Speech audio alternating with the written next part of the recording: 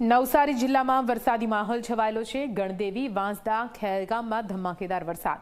ભારે વરસાદના કારણે રસ્તા પર પાણી ફરી વળ્યા। નવસારી ગણદેવી રોડ પર પાણી ભરાતા હાલાકી।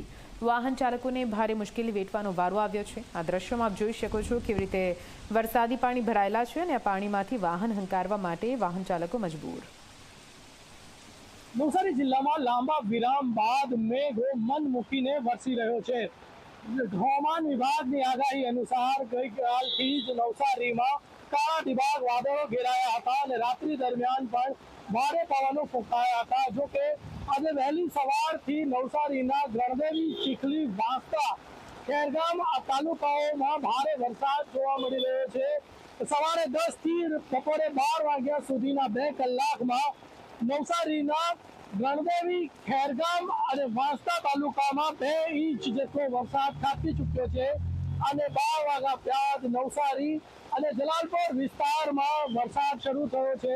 ધોધમાર વરસાદ વરસી રહ્યો છે, જેના કારણે જનજીવન પ્રભાવિત થયું છે।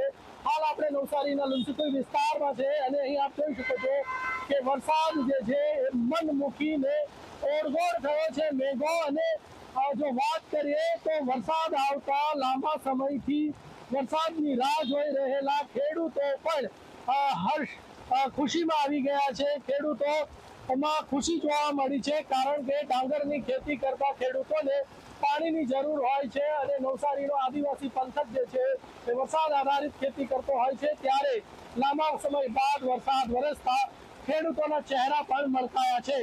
ધવલ પારેખ, ઝી મીડિયા, નવસારી।